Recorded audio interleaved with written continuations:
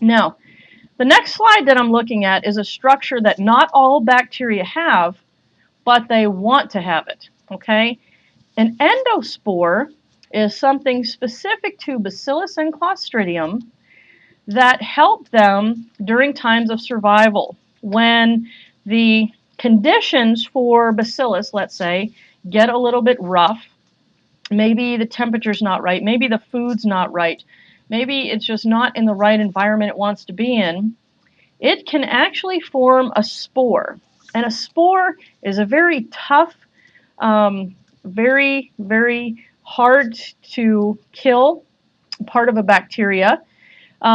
If you look at the diagram, you can see the genetic material for the bacteria is in the center, surrounded by your membranes and your peptidoglycan, and then you have a cortex, a very thick cortex of peptidoglycan, this keratin coat, and all of that helps protect that genetic information, okay? Now, imagine that you could form a spore. So you get all stressed out and you just can't deal with life anymore. So you just kind of put yourself in a shell.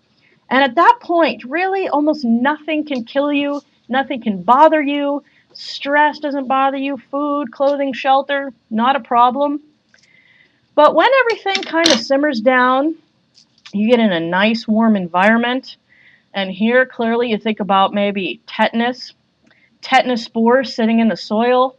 You just happen to walk in, you get a nice little, you step on a rusty nail. That's what my mother always said. You've got to put shoes on because if you step on a rusty nail, you get tetanus. And then I didn't know enough to say, Mom, clearly I was vaccinated. It's cool.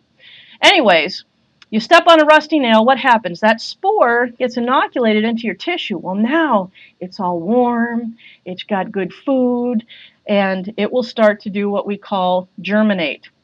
That spore can convert itself into a live vegetative cell that can then replicate and then start making toxins. So in the case of tetanus, it would start secreting tetanus toxin.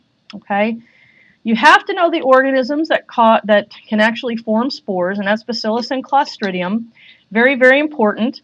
With the anthrax scare that we had in the U.S.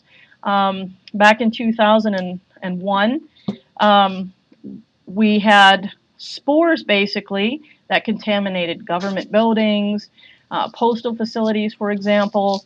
And once those spores get touched, again, they can germinate and then start making toxins. So it's very, very pertinent and important, again, that you know the organisms that cause spores. And when we get to those, when we talk about the specific species, we'll talk about them again in a little bit more detail.